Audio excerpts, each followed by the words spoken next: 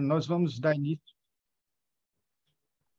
início agora, então, a esse trabalho sobre a lenda do rei Arthur, os mistérios do Santo Graal e os símbolos da iniciação cavalheiresca, que na verdade, poderia dizer que são 3 palestras em uma, né?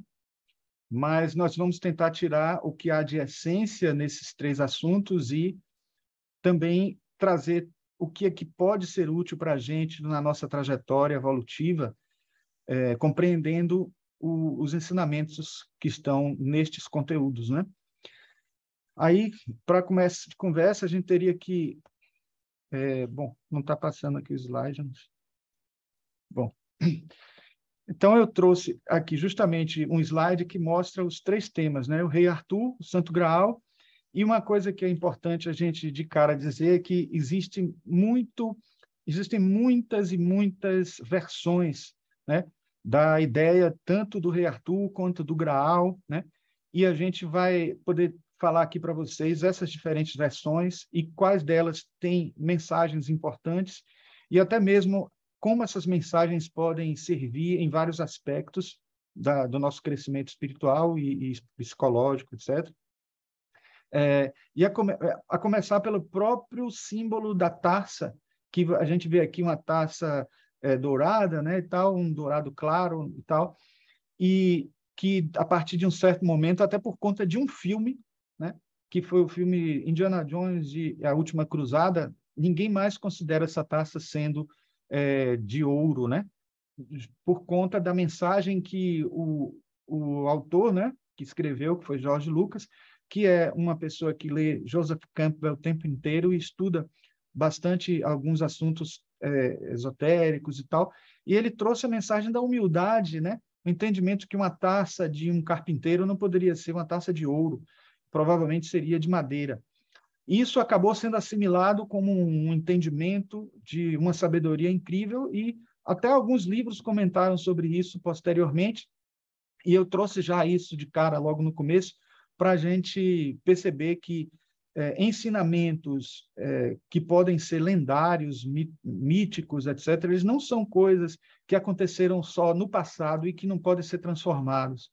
A gente ouve mensagens aí o tempo inteiro de tanto obras antigas, quanto contos de fadas, contos clássicos do amor cortês, romances medievais, etc., eles podem trazer mensagens mais atuais. Eles podem sofrer um amadurecimento da época, vamos dizer assim, um amadurecimento de alguns novos entendimentos que podem surgir. E isso é muito importante dizer logo, porque aconteceu muito com a lenda do rei Arthur, né? De cara, eu digo a vocês que lenda é diferente de mito, né? E a gente pode entender que mito pode ser mal interpretado, muita gente achando que é uma mentira, alguma coisa equivocada ou algo que não é verdadeiro, mas não é isso. Mito não é isso. Mito é algo que, quando ganha uma proporção mais ampliada, né?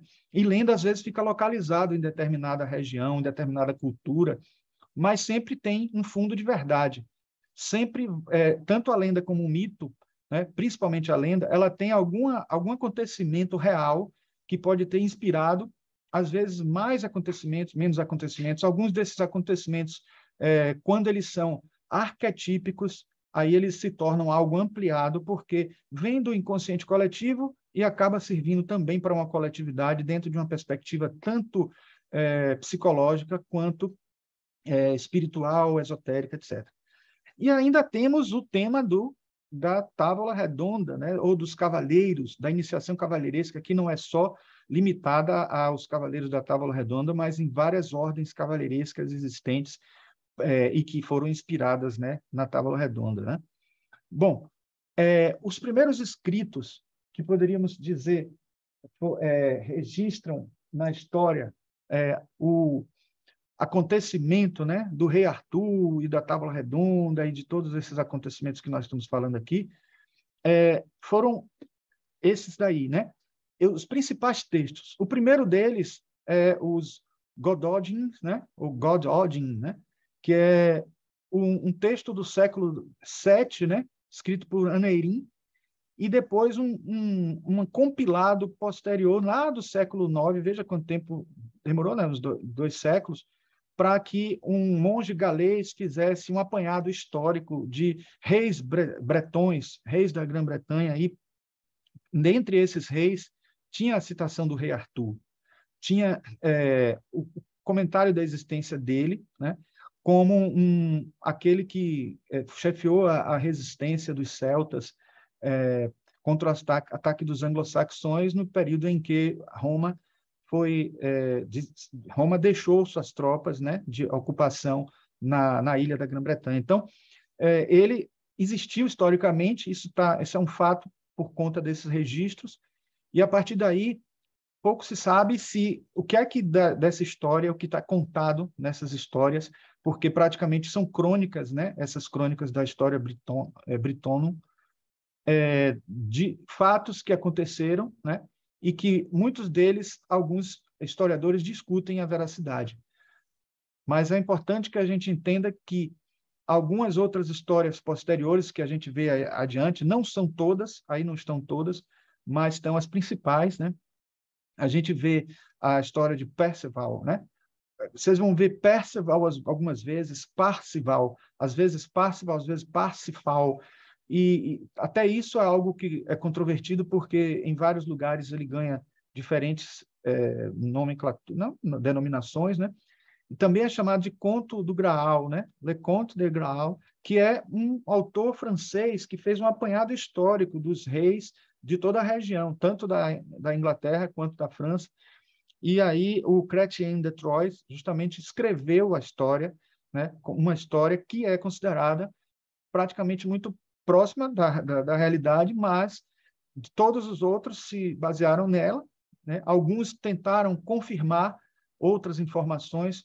Por exemplo, o Wolfram von Reichenbach, que é alemão, quando escreveu Perceval, né, em 1210, ele visitou, né, a Ordem dos Cavaleiros da Távola Redonda para saber mais informações e poder ser mais fiel. Então, a gente até não sabe dizer se até mesmo na obra Perceval posterior tem informações ainda mais verídicas. Então, muitos podem até achar que foram obras posteriores que tinham dados, digamos assim, de ficção mais do que de realidade, mas alguns deles foram pesquisando informações históricas e acaba sendo um romance histórico, quase assim. Ou pelo menos um romance lendário, se a gente entender que as lendas, como nós já dissemos, têm sempre um fundo de verdade, né?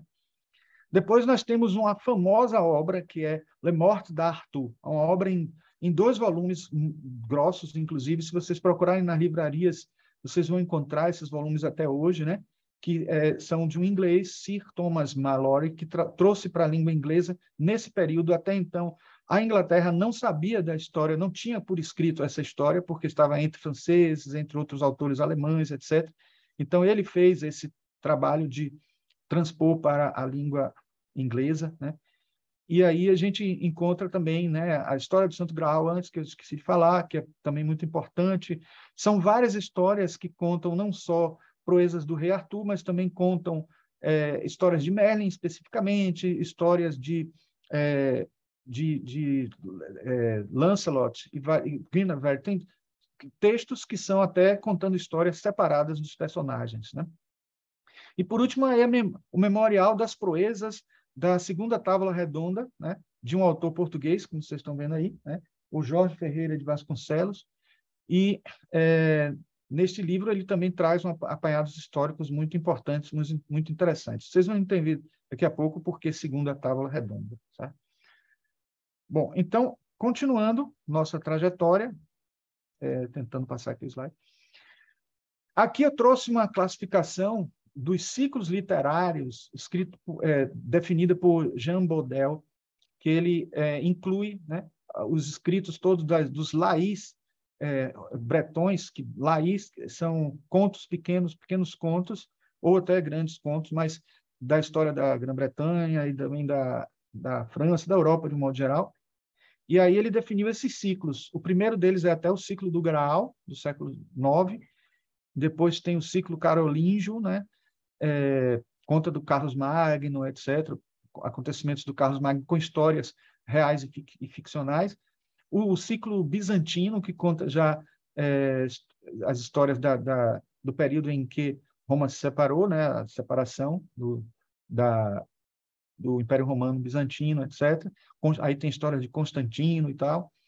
E o ciclo arturiano é que começa a contar as histórias de Arthur já no século XII, e o ciclo da Vulgata, que nada mais é do que a busca de transformar esses textos todos em um texto cristão, trazendo conteúdos cristãos, ou pelo menos reforçando, realçando esses conteúdos, e acaba sendo muito interessante o efeito que isso tem, vocês vão ver daqui a pouco, porque até personagens deixam de ser protagonistas, como, por exemplo, no ciclo arturiano, o rei Arthur é o protagonista.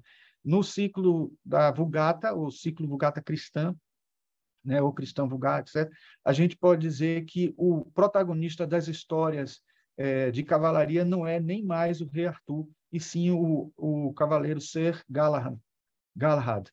E aí a gente vai entender daqui a pouco por quê, né? Bom, temos na história traduzida para os dias de hoje, né, que aí já é uma versão mais atual, vamos dizer assim, que é a que a gente encontra mais facilmente, que é a de Howard Pyle. Ele já na introdução do livro ele fala dos dois Arthur, né, que podem existir os reis Arthur, que a gente pode dizer que são o Arthur histórico e o Arthur mítico.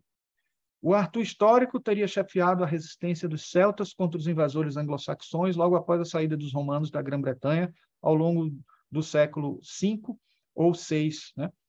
Isso eu já falei na estante, né? Então é como se fosse o que a gente tem de principal, de básico e algumas informações mais históricas sobre isso, né? E todas as outras informações acrescidas de dados de outras e outras obras e também de informações lendárias, né? Bom, e o Arthur mítico, a gente pode até falar que teria também um lendário, mas vamos dizer que o mítico ele já está abarcando tudo isso.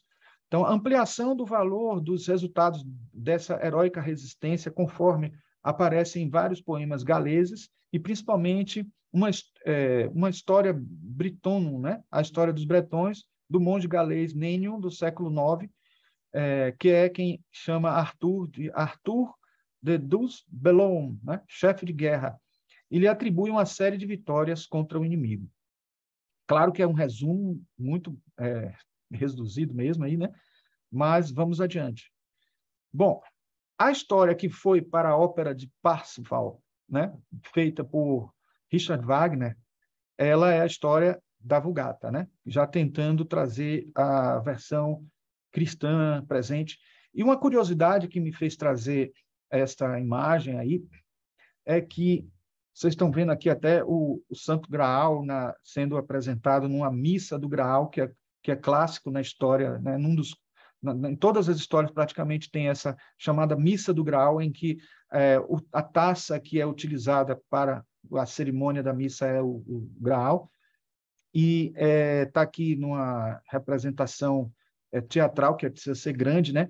Mas aí muitos pensam até que ela é grande assim porque precisa ser vista à distância. É também, tanto que tem uma luz aqui que ajuda, né, a reforçar essa visibilidade, mas a gente vai ver também que, no entendimento mais amplo do significado do Graal, ela precisa ser ampliada mesmo, né?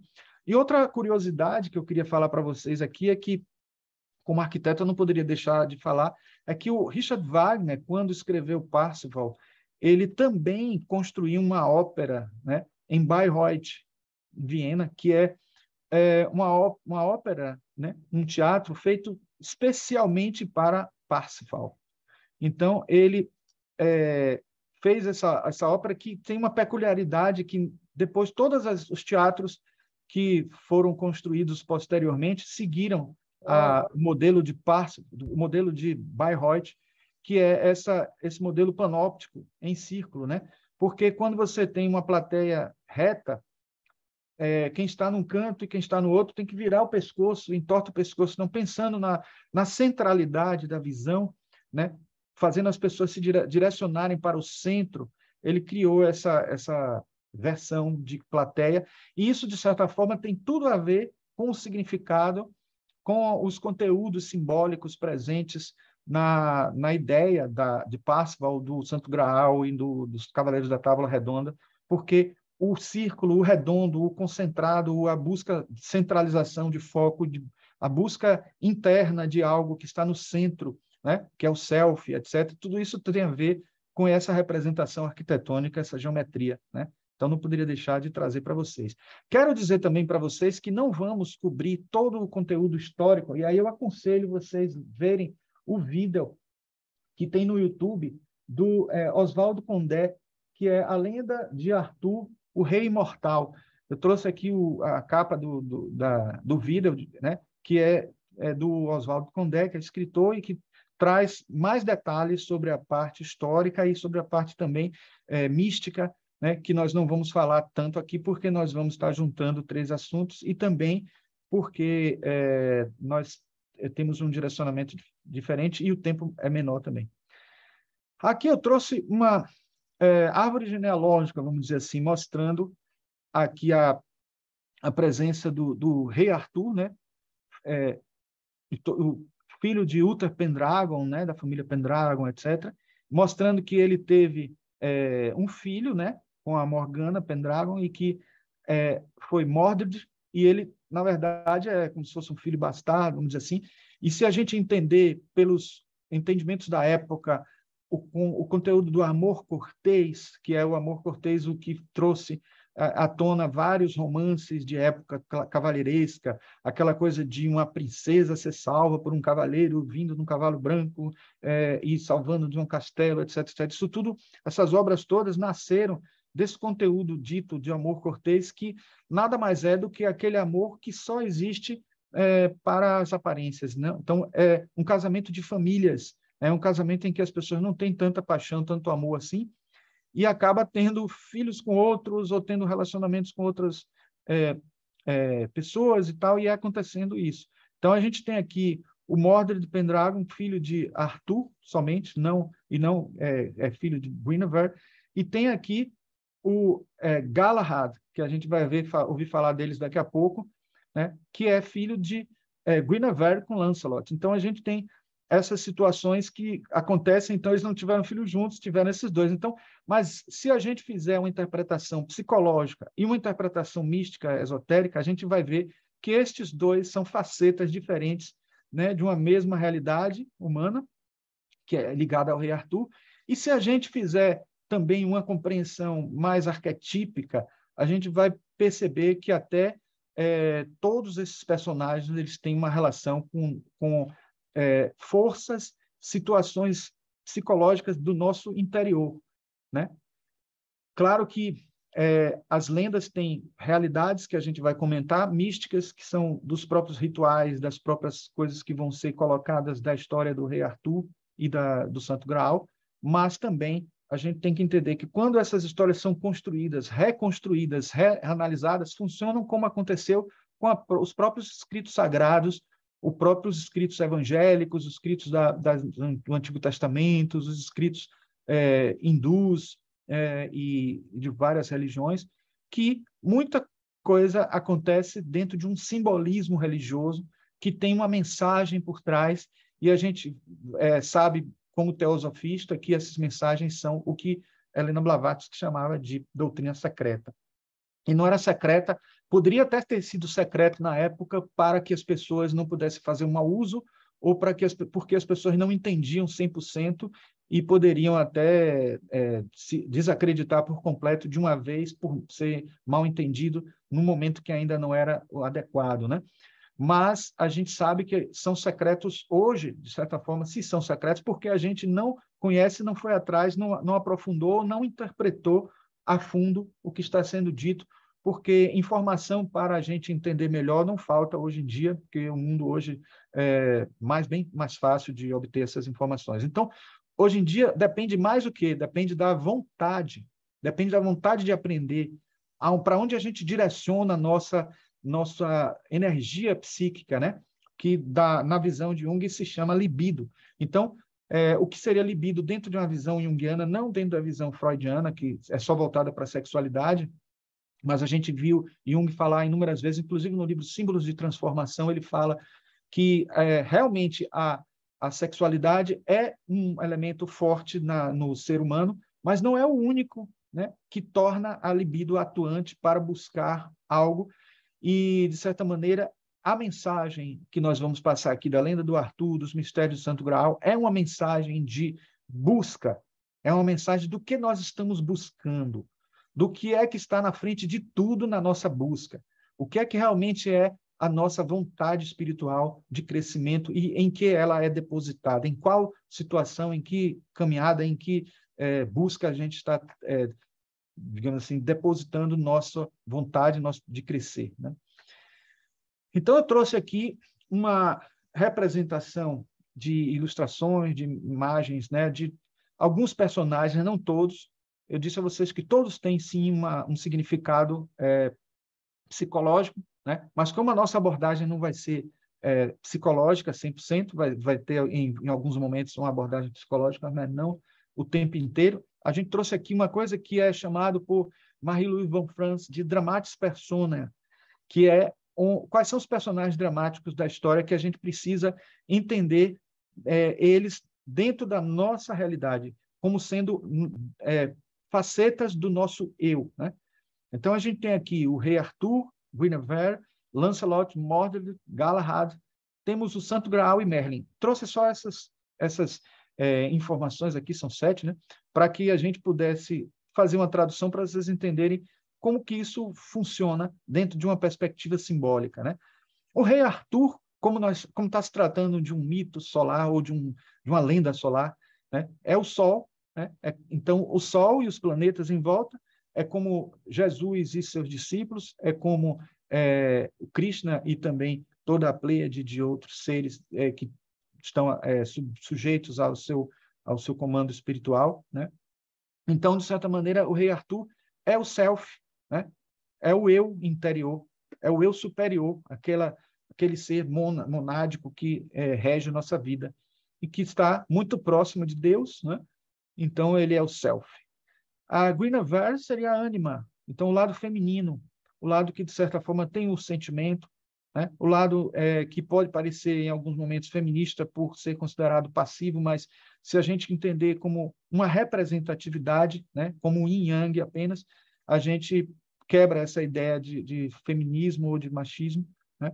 E aí, Lancelot seria o animus, que seria o lado masculino. Então, existem esses dois lados fortes que são opostos complementares. Repare que acaba sendo o rei Arthur não sendo o par romântico de Guinevere justamente por isso, porque ele é o self, ele é o centro, e o animus e a ânima, nessa representatividade, passaria a ser Guinevere e Lancelot. E aí a gente entende até por que uma possível relação dentro deles dois não seria considerado uma traição, né?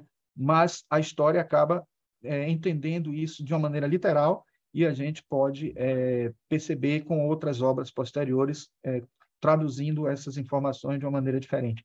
Mordred, que é o filho do Arthur, ele acaba sendo a sombra, né, da realidade, porque é algo que ele não gostaria de revelar, porque é o filho que ele queria que fosse o grande cavaleiro depois dele, continuador da história, mas quem acaba sendo um cavaleiro, o maior cavaleiro de todos é Galahad, que é aquele que vai representar o ego, aquele que vai aparecer para os outros, é aquele que vai se revelar após Arthur, dentro de uma perspectiva da história de rei Arthur, não tanto pagã, mas uma visão vulgata, uma visão cristã. O Galahad acaba sendo a representação de Jesus mais do que do rei Arthur, mas isso para o exterior. Então, se para o exterior ele a representação do self, então é o ego, a persona, que está ali aparecendo, né, dentro dessa realidade. Temos o Santo Graal como a libido, como dissemos nesse instante, sendo o libido entendida como energia psíquica, aquele direcionamento que a gente pode associar dentro de uma perspectiva hinduísta como sendo o nosso Dharma, né? Aquilo que nós... E também dentro de uma linguagem mais próxima até das histórias, dos escritos cavalheirescos, a gente pode dizer que seria a Magna Opus, porque tem muita inspiração, como vocês vão ver, tem muita inspiração na alquimia, as histórias do Rei Arthur. Principalmente porque Merlin, que está aqui sendo considerado como um inconsciente coletivo, aquele que traz as respostas, aquele que ajuda, né, nos acontecimentos mágicos, como a própria tentativa de fazer com que o Rei Arthur se tornasse o rei legítimo, depois que o Pendragon ia morrer, já sabia que ele já podia antever que o Pendragon ia morrer, ele sabia então que poderia alguém usurpar o trono e não ficar o trono nas mãos do Rei Arthur. Então ele criou aquela célebre situação de colocar a espada, né, que não era Excalibur, mas a espada que era colocada na bigorna, e somente um rei autêntico, o rei verdadeiro, conseguiria tirar da bigorna, que a gente sabe dessa história, né? Isso tudo foi uma magia do rei Arthur, ou do rei Merlin, que justamente tem as respostas, que tem a magia, que tem essa imaginação ativa, essa capacidade de considerar o que está transcendental no processo aí. Mas a gente sabe também que, na realidade, dentro de uma realidade mais mística, mais esotérica, Merlin está associado também ao mestre Saint-Germain. Então, ele tem aí um conteúdo também importantíssimo. Ele também foi o Christian Rosakreuz, né? Não sei a pronúncia direito, mas o alemão que fundou a Ordem Rosacruz, e foi muitos personagens também da história, sempre destacável na sua capacidade de criação, na sua capacidade de solucionar problemas e na sua capacidade mágica, vamos dizer assim, porque ele é essa representação mágica, né? Representação do mago.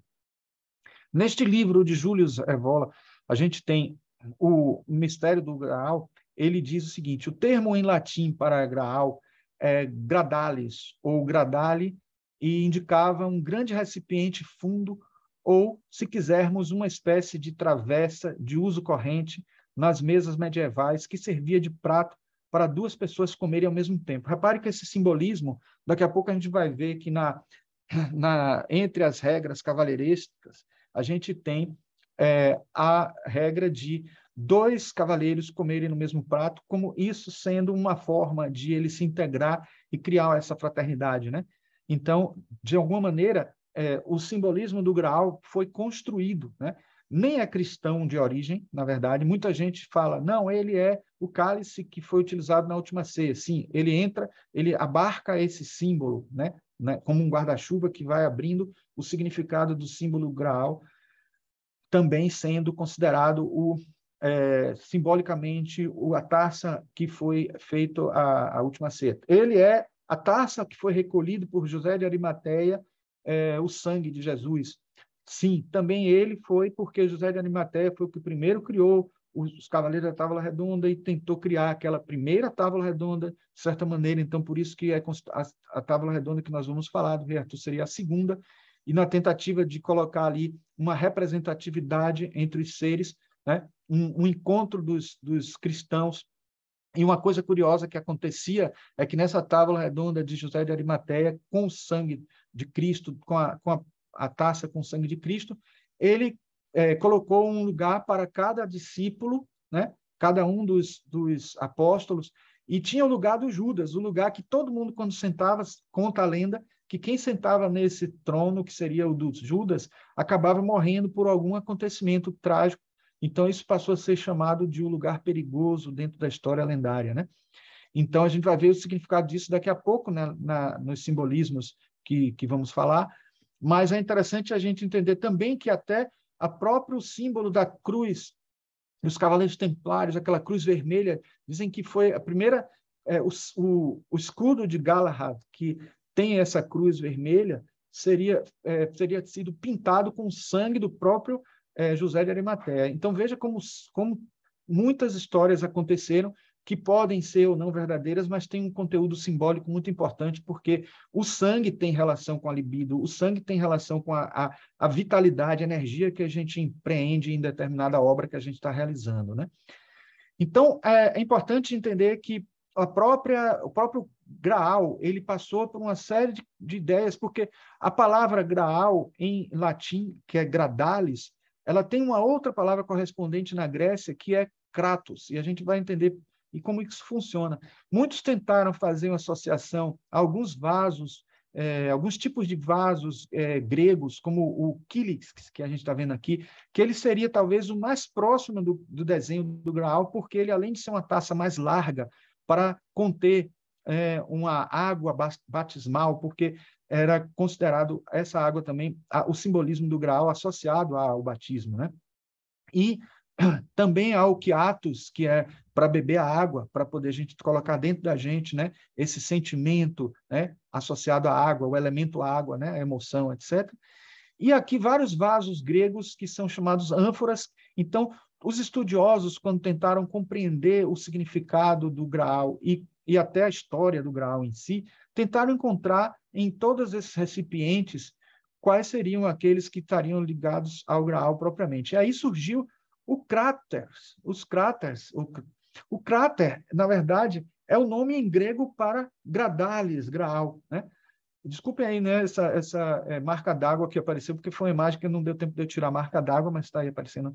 Então, entre as formas de cráteres, a gente tem essas, em column, volute, calyx e bell, né, em forma de sino, em forma de coluna, em forma de voluta, e essa em forma de cálice, que foi a originária. Então, para isso aqui eu trouxe só para vocês entenderem que a forma do cálice, ele é uma forma, um dos tipos, uma das formas de cráteres. Só para a gente entender que a palavra cráter está diretamente relacionada ao Graal.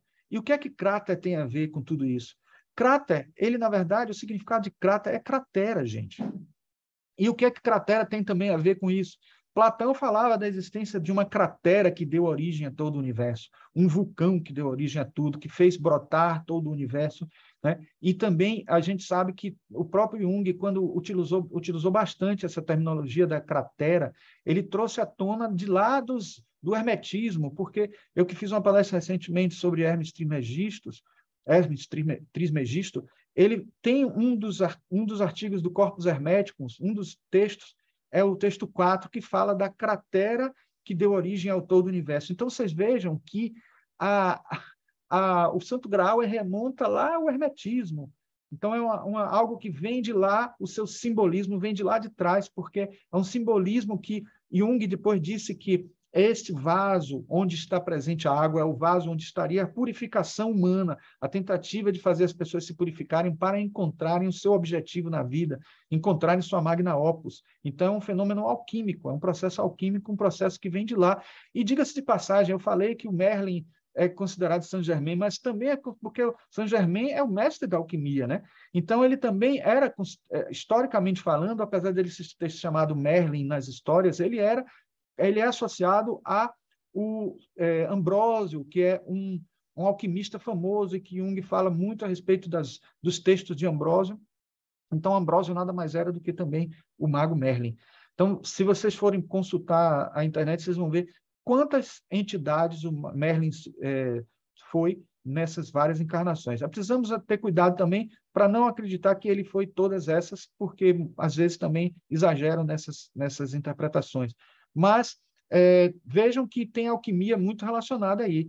E nesse livro, né, que eu acho muito interessante também, de John Matthews, O Santo Graal, ele diz, na filosofia grega, o conceito de vaso ou cálice adotava a forma de cratera ou taça, representando a matriz da criação, o recipiente divino no qual foram vertidos e misturados os componentes da vida e que era oferecido às almas recém-criadas para que adquirissem inteligência e sabedoria. Veja que interessante, porque o Graal acaba sendo um mito da criação também, associado à criação.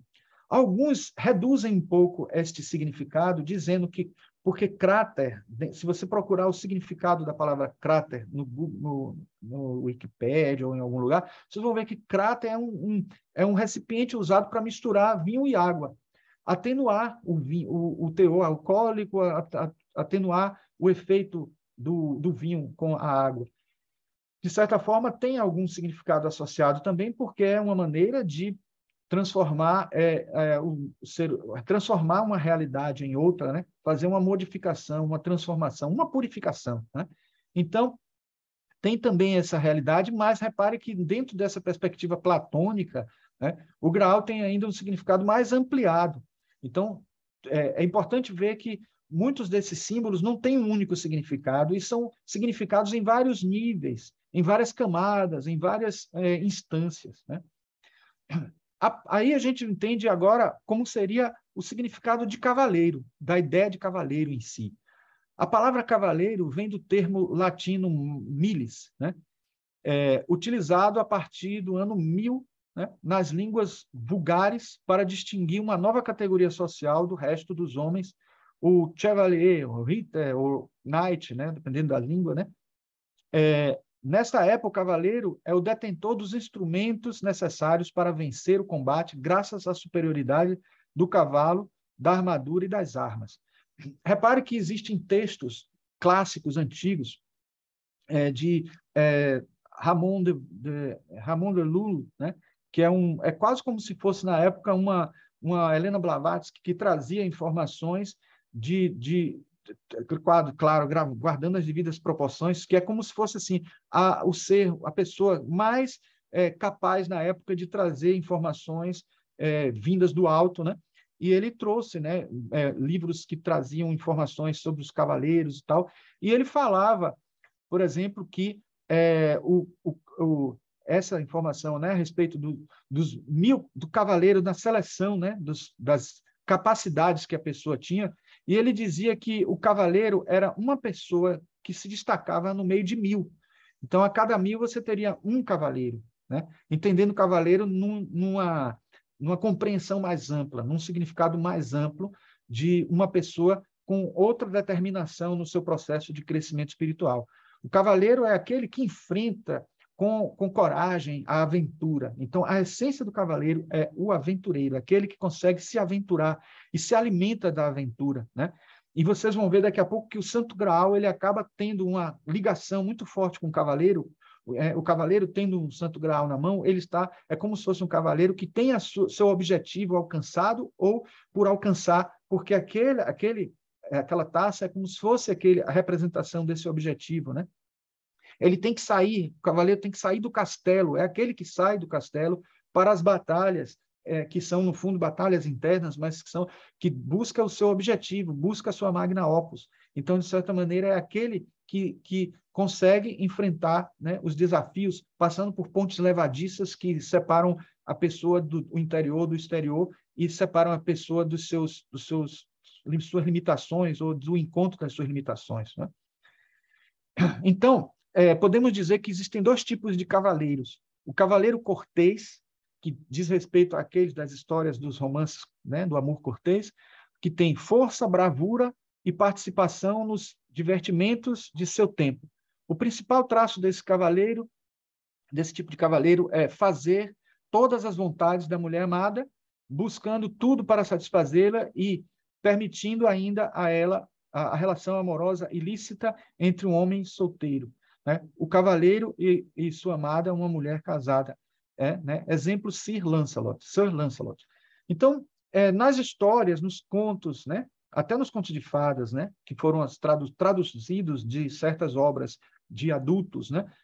Da corte para as crianças, né? Às vezes até de maneira, né, ainda não muito madura para atender a educação das crianças, mas elas traziam essas informações só não trazia esse amor ilícito, porque esse amor ilícito era uma sombra, de certa forma, mas em algumas obras a gente via esse amor cortês que era somente para a cortesã, né? Para ser algo de aparência.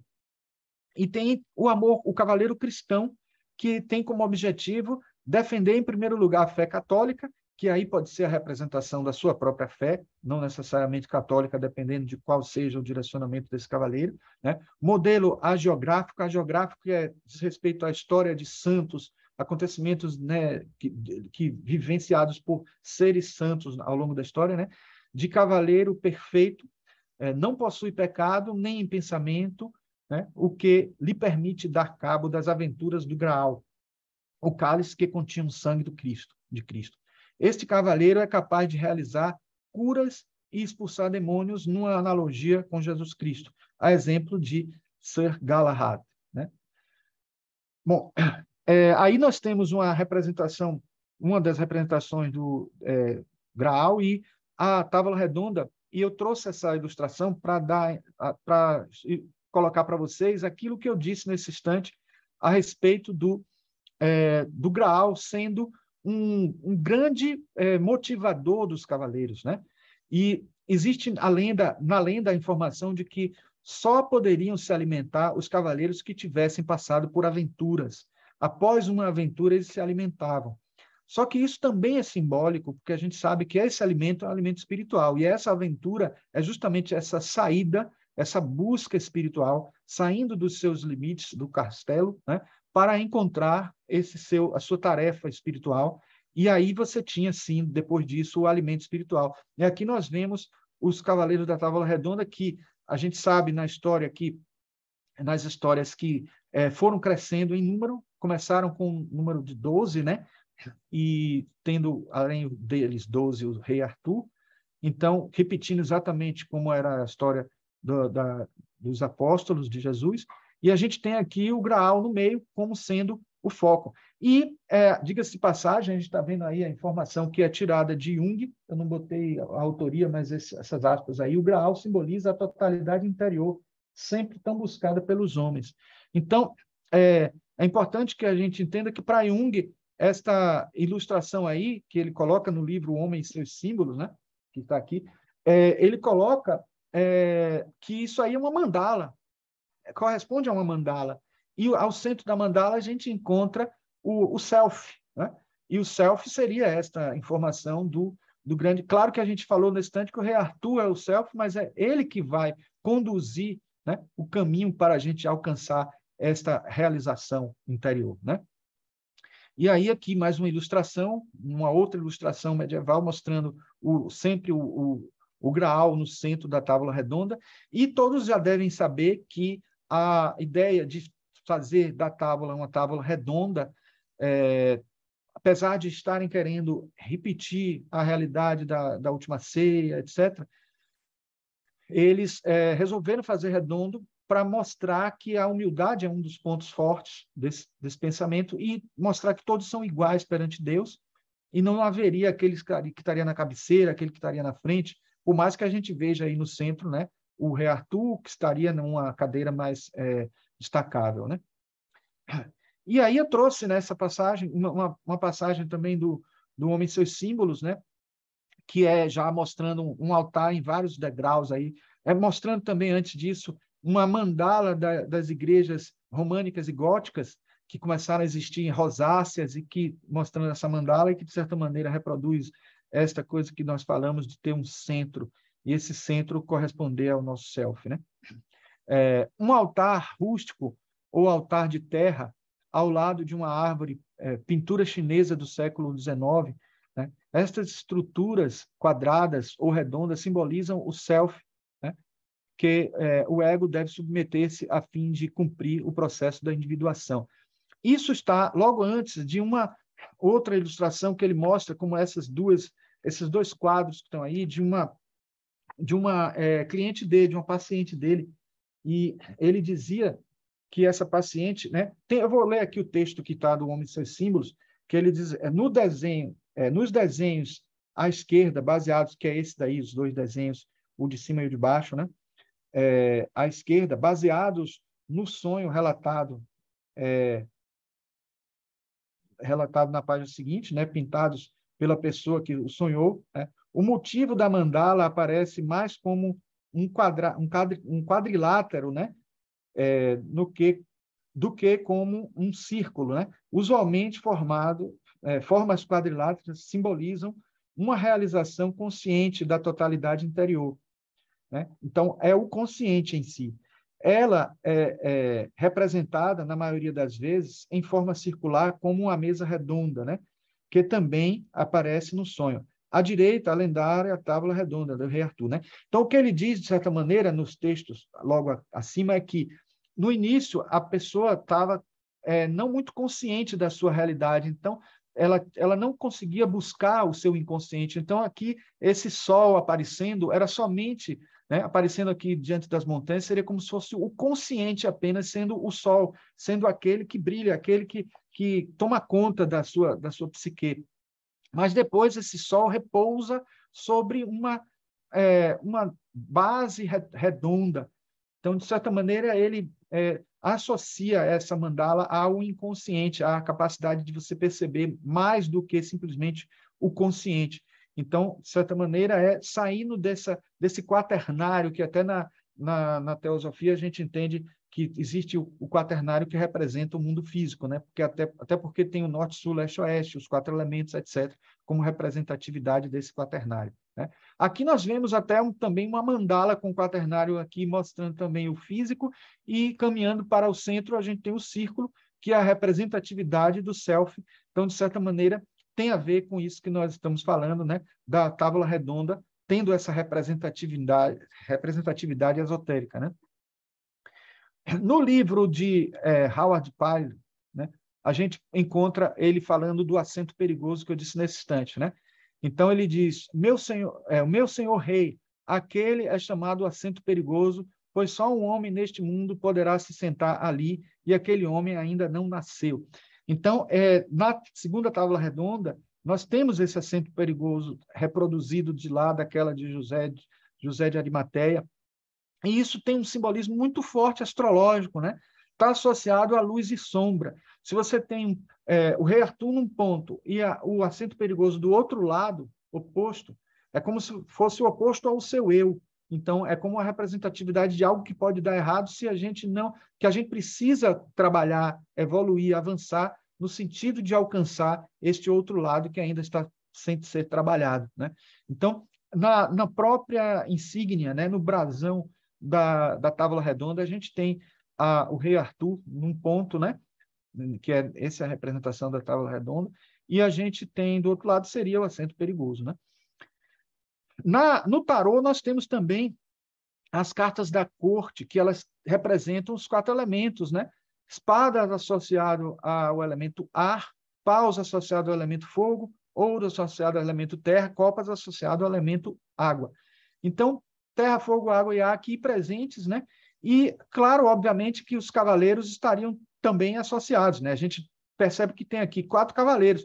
Temos 4 pajens, e só para a gente entender o que é que essas cartas da corte significam dentro de uma perspectiva mais ampla, junguiana e dentro do tarô clássico também, o pajem é sempre aquele que é um aprendiz, qualquer que seja ele, né? Aprendiz, digamos, dos ensinamentos, né, do saber em espada, que é associado ao elemento ar, a mente, aprendiz de religião, aprendiz de intuição, de algo que é acima do racional, de paus, que é intuição, então, aprendiz, né, do naipe de paus. O pajem, que é aprendiz de copas dos sentimentos, das emoções, então é aquele que está iniciando os seus sentimentos, seu relacionamento amoroso, etc. E o de ouros, aprendiz na busca profissional, na busca em ouros, né? Na busca do ganha-pão, vamos dizer assim. Então, o pajem é o aprendiz, então o significado maior do pajem, ou valete, seria ser um aprendiz e ser um emissário, um mensageiro do rei, né? Então, e o cavaleiro, que vem logo em seguida, né? Porque esse processo é um processo de crescimento também, né? Evolutivo. Aprendiz e também idade, né? Associações a idades. O cavaleiro, ele já é mais maduro. Ele é a pessoa que se aventura, porque já tem mais conhecimento do que o pajem, do que o valete. Tem mais condições de enfrentar o mundo. Então, ele aventura, ele sai do castelo, ele sai através da ponte levadiça e faz as suas realidades. Então, da mesma forma que falamos do pajem, os cavaleiros de cada uma desses naipes são também pessoas que se aventuram nessas áreas. Esse cavaleiro de espada se aventura na área do saber, do conhecimento, do aprendizado, né? E o de paus da intuição, da religião, etc. E assim sucessivamente. Da mesma forma, a rainha, né? A rainha é aquela que dá o seu sentimento, né? E o cuidado, e nutre, e dá o amor de mãe nessas áreas, né? É cuidadora dessas áreas. Então, é aquela pessoa que cuida. Então, só para vocês entenderem como seria a representatividade aqui de Guinevere dentro do simbolismo, né? O cavaleiro seria a significação do Lancelot, o primeiro cavaleiro, né? E o rei seria rei Arthur, né? apesar de que em alguns momentos ele reúne essa condição, porque o rei Arthur, todos os seres que estão em volta dele são representatividades do seu interior. Então, de certa forma, por isso é que ele é rei e é cavaleiro ao mesmo tempo, né? E é também o lado feminino, é também o lado aprendiz. Então, é importante que a gente compreenda estes significados mais arcanos, né? Que precisam ter chaves para serem compreendidos, mas que não são tão difíceis assim, porque estão diretamente relacionados ao nosso inconsciente, né? Então, poderíamos dizer que uma boa representação do cavaleiro, dos cavaleiros do Graal seriam os cavaleiros de copas. E por que os cavaleiros de copas estão com a copa aqui na mão? Sim, mas também porque eles estão na busca desta purificação, desse sentimento, né, do coração, né, da melhoria do seu sentimento, né, da sua realidade interna, emocional. Por quê? Mas será que não seria mais evoluído pensar no mental, o cavaleiro de espada? Também, porque ele empunha uma espada, que representa isso de alguma maneira também, né? Mas, se a gente não trabalhar o astral primeiro, como é que a gente vai conseguir trabalhar o mental? Então, de certa maneira, o naipe de copas trabalha o astral, que é um estágio para alcançar o mental, e depois o estágio para alcançar o de espada e depois o de paus, sucessivamente. Então, é interessante a gente entender como estes simbolismos presentes em várias culturas religiosas, culturas esotéricas, estão muito relacionados, né? Por isso que existem as chamadas correspondências mágicas, correspondências analógicas, né? Num conhecimento esotérico, né? Então, tudo isso é importante a gente ver. E não é só isso, viu, gente? Porque a gente pode também associar aos 4 cavaleiros do Apocalipse. Quais são esses 4 cavaleiros do Apocalipse? Os 4 cavaleiros dos 4 naipes também estão relacionados, né? A gente tem poder, guerra, fome e morte. Estão associados aí, né? Os 4 cavaleiros da corte, né? A gente tem o que está associado à guerra, né? Mas no ímpeto, à vontade, à busca. E aí, se a gente entender essa guerra, do mesmo jeito que a gente está entendendo as guerras santas dos mitos do rei Arthur e das lendas do rei Arthur, essa guerra, repare que está em vermelho, mas ela também é ligada à intuição, é também ligada ao mais evoluído, ao mais avançado dentro das 4, que é a intuição, que é o espiritual. Como é que a guerra pode estar associada a isso? O mesmo ímpeto que leva a gente a guerrear, a ser agressiva, etc., é um ímpeto que pode ser sublimado para ser utilizado como vontade espiritual para nosso crescimento, né? A gente tem aqui o poder associado ao emocional, também a fome associada aqui ao ouros, né? À capacidade de conseguir sobreviver na Terra, né? Não é só também o dinheiro, mas também a sobrevivência, a capacidade de digamos assim, ser forte e ser, digamos assim, autossuficiente, ser de alguma maneira também ter uma autoestima, enfim, tudo isso está associado a essa realidade, né? E, por último, também a morte aqui, porque a cavaleiro de espadas está associado também a essa relação. Se vocês verem todos os significados do naipe de espadas, tem relação com a forma como o saber pode ser mortal em alguns momentos, como esse entendimento mental pode ser algo que não nos conduza a uma realidade positiva, mas o ideal é que a gente busque isso, né? Bom, aqui nós temos os chamados 10 Mandamentos da Cavalaria, escritos em 1891 por Sir Gautier. E aí é importante a gente chamar a atenção para vocês desses ensinamentos, porque eles são talvez a essência do que a gente está falando aqui do ensinamento dos cavaleiros, né? Repare que não foi à toa a escolha de 10 mandamentos, eles estão bem relacionados aos mandamentos judaicos, né? Então, você deve acreditar em tudo o que a igreja ensina e deve observar todas as suas instruções. Se a gente entender aqui como algo de uma fé cega, a gente vai ter cuidado para a interpretação disso aí, né? Que não é bem essa a realidade, o entendimento que a gente tem que tirar disso aí, mas uma busca, né, interna de encontrar dentro de si mesmo o verdadeiro ensinamento, né?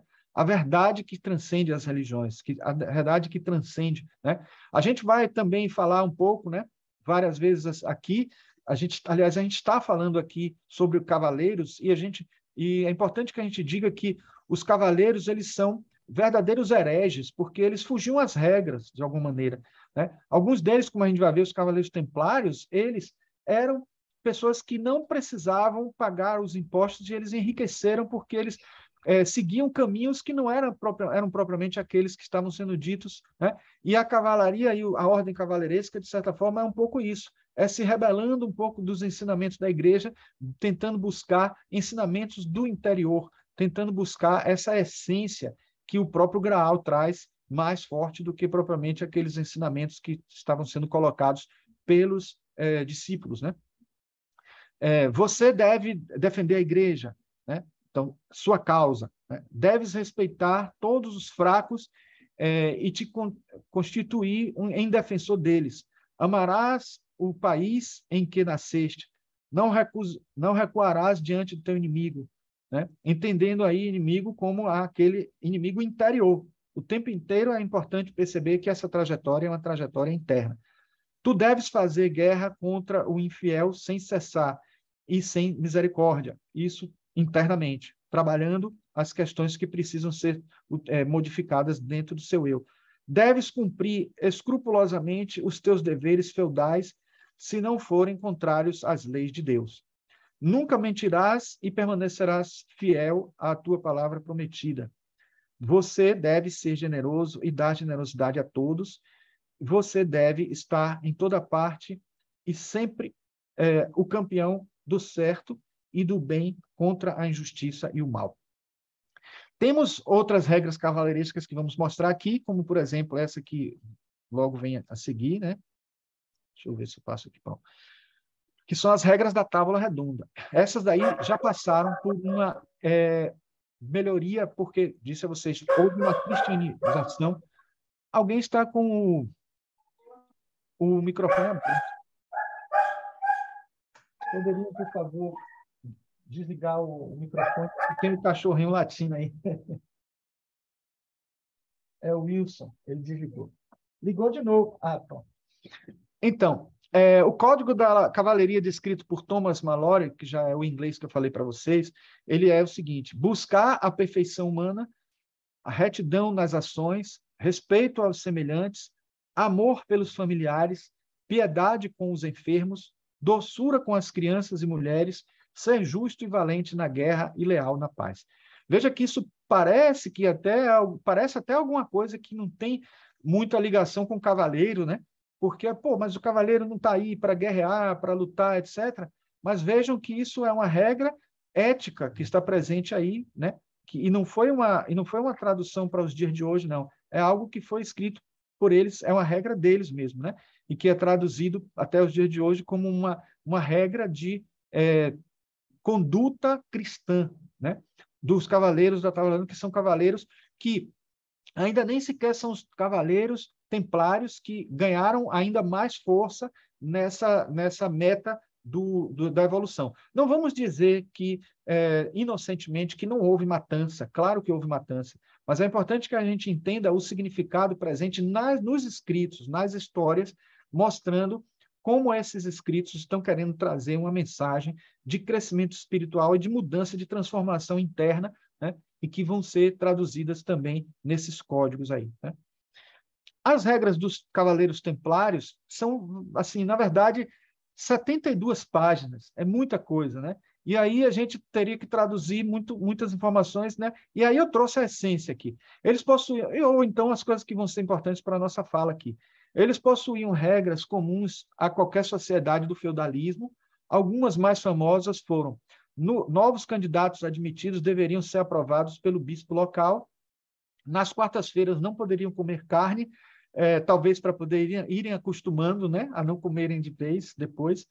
E 2 cavaleiros deveriam comer no mesmo prato. Isso eu trouxe porque eu trouxe de um autor que destacou essas 3, mas são muitas. Algumas delas repetem a que nós mostramos nesse instante, né, da Távola Redonda, mas existem outras também. E existe esse lema que eu não poderia deixar de falar, né? Non nobis domini, non nobis sed nomini tuo ad gloriam. Não a nós, Senhor, não a nós, mas pela glória de teu nome. Extraído da Bíblia, né? Do Salmo 115, né? Capítulo 1. Então, é interessante, versículo 1. É interessante que a gente, no filme até Henrique V, né? De Kenneth Branagh, dirigido por Kenneth Branagh, ganhou até Oscar e tudo, tem esse lema transformado em música. É uma cena belíssima, logo depois da guerra, todo mundo morto, e ele faz esse lema acontece em forma de música muito bonito mesmo. A câmera percorrendo todo o local onde aconteceu a guerra e mostrando o que aconteceu de tudo isso, e ele triste porque foi obrigado a fazer toda aquela história, né? Bom, continuando. Aí nós estamos agora, nesse momento, né, a tentativa de trazer como que a teosofia vê essas informações, e aí eu encontrei no livro de Leadbeater, Pequena História da Maçonaria, e aí é um trecho pequeno e eu trouxe ele na íntegra, né, dividido em partes para poder não ficar puxado, mas vamos ver. Como parte da herança indireta dos mistérios gregos, veio o bem conhecido símbolo do cráter ou copo, que eu falei nesse instante para vocês. Talvez quem lê isso sem saber da história do cráter platônico e do cráter tão estudado do Hermes Trismegisto, não sabe o que é que isso quer dizer no texto de Leadbeater, que, entrelaçando-se com o primitivo cristianismo britânico, foi identificado como o Santo Graal, o cálice usado por Nosso Senhor na última ceia, para a instituição da Santa Eucaristia. Aí aqui a taça, né? O rei Arthur, frequentemente tido como um herói imaginário, foi um governante muito leal, amantíssimo e sagaz, de quem pode a Inglaterra orgulhar-se bastante. Sua tábua redonda é também um fato e não uma ficção, e seus cavaleiros usavam um rito dos mistérios cristãos que giravam em torno da bela história da busca do Santo Graal. É interessante que, sendo Leadbeater um vidente de tão qualidade, de tão fantástica profundidade, ele atestou aí de alguma maneira, né? Ele que fez várias pesquisas de acontecimentos históricos para ver se eles eram verdadeiros, né? Então, quando ele diz isso, a gente tem ali um aval bem importante, né? Alguns houve que interpretaram a lenda literalmente e entenderam e empreenderam infindáveis peregrinações pelo mundo em busca de um corpo terreno. Outros sabiam que o significado místico do Santo Graal é a união entre o eu superior e o eu inferior. União essa que é um dos requisitos para a iniciação dos verdadeiros mistérios da loja branca, pois o cálice representa simbolicamente o corpo causal. Desculpa, eu adiantei aqui. Vou voltar aqui. O corpo causal em que se verte o sangue do mistério. Os mistérios do Santo Graal foram celebrados simultaneamente em vários centros, tanto na Grã-Bretanha como no continente europeu, onde indubitavelmente se misturou com outras linhas de tradição, e neles encontramos evidentes traços das escolas secretas em que resplandeceu a chama da sabedoria oculta durante o começo da Idade Média. A tradição do Graal e da sua cavalaria espiritual entrou para a literatura pelas mãos de Chrétien de Troyes, Wolfram von Eschenbach e outros escritores. Daí deriva, de um lado, a morte de Arthur, de Sir Thomas Malory, de que Tennyson extraiu os materiais para o seu Idylls of the King, e o Idílio do Rei. E, do outro lado, a gloriosa música de Parzival em que Wagner reconstruiu tão magnificamente a tradição germânica da fraternidade do Graal, que falamos nesse instante. Bom, isso eu trouxe para vocês porque era como se fosse uma síntese, né? Eu acabei passando aqui. Uma síntese do que nós falamos, né? Então, eu deixei para o final justamente porque eu encontrei esse texto depois que eu já tinha preparado, mas é interessante ver como ele sintetiza tudo isso que a gente já falou. E nesse livro, que eu recomendo, eu acho um livro fantástico, talvez um dos melhores, porque os outros são mais densos, mas esse, o Pequeno Livro do Santo Graal, muito ricamente ilustrado, com várias ilustrações belíssimas e contando a história toda de uma maneira bem interessante. Ele diz assim, nos dias de hoje, a busca do Santo Graal assume formas diferentes para diferentes pessoas. É a busca por desvendar um mistério e não tem nada a ver com história. é a jornada arquetípica em busca de mais compreensão e compaixão. É a busca de uma união mística e do resgate do sagrado em nosso mundo secular. É a busca da origem última e do sentido da vida. Repare como tem muita similaridade com o que Leadbeater fala, né? Essa busca da união mística, essa união, né, do eu com esse eu superior, esse eu inferior com o eu superior. E realmente é esse o significado principal que a gente tem que trazer, né, para a gente e que a gente tem que perceber nas entrelinhas o que é que está sendo dito para a gente alcançar essa união, o que é que está sendo dito como caminho para obter essa união. Né? E, finalizando, eu queria trazer um texto reduzido aqui, né, para poder não ficar muito longo, um texto de Anne Besant, que ela fala do cavaleiro ideal. O cavaleiro ideal é forte, bravo, terno, cortês e de domínio próprio, reproduzindo bem o que era dito dos cavaleiros naquele tempo, mostrando que nada daquilo estava errado, só precisa ser depois direcionado de uma melhor maneira, né, do que a que foi, né, através das guerras externas e tentando buscar mais as guerras internas. O cavaleiro ideal nunca levanta a mão contra alguém mais fraco do que ele, nem tira vantagens desairosas de outrem. Também trazendo aqui um pouco dos ideais cavaleirescos que a gente já falou, tanto da Távola Redonda quanto dos Cavaleiros Templários. Lembra-te a todo instante da velha divisa do cavaleiro: cumpra o teu dever, custe o que custar, ser reverente, pois com a verdadeira grandeza admira o que é nobre, repele o que em ti é baixeza, e vivendo assim a bênção do rei, descobrirá sobre ti a luz do instrutor que te guiará. Eu esqueci de dizer que os Cavaleiros Templários foram chamados assim por duas razões especiais, né? Primeiro, porque o templo deles foi erigido em cima de uma mesquita em Jerusalém, que era onde estava exatamente o templo de Salomão, e também porque, de certa forma, era um pouco de contravenção à igreja, porque eles não eram cavaleiros eclesiásticos, eles não eram cavaleiros, apesar de serem da igreja católica, eles eram cavaleiros de um templo religioso, que poderia ser... Eles fizeram contato com os mouros, fizeram contatos até com mitologias celtas, né, contatos com vários outros povos nas suas buscas de especiarias, nas suas buscas de objetos sagrados, né? Então, eles tendo essa união, eles praticamente foram os iniciadores. Então, o Bernardo de Claraval, que foi aquele que fundou a Ordem dos Cavaleiros Templários, ele foi praticamente o iniciador do banco, né? Porque eles passaram a ter uma riqueza muito grande de obras que eles iam conquistando, relíquias, e também foi aquele que introduziu uma série de coisas, como até, por exemplo, essa possibilidade de fazer uma comparação entre as religiões. É certo que depois dessas comparações eles acabavam tentando induzir ou impor um pouco mais a religião católica, a religião cristã, mas eles foi quem fizeram as primeiras conexões entre alguns conteúdos das religiões, entendendo, né? Dentro da nossa filosofia, a gente entende que o que ele fez foi constatar como haviam semelhanças entre o cristianismo e outras religiões, mas alguns diziam até que foi influência, que eles influenciavam ou sofreram influências. Pode ter acontecido as duas coisas, mas em muitos casos a gente percebia que aconteceram certas histórias arquetipicamente, né, em paralelo em vários lugares, né, e visões religiosas diferentes que aconteceram, e muita coisa em comum foi. Então, praticamente, o Bernardo Claraval foi como se fosse o primeiro a fazer um estudo comparado de religiões, né?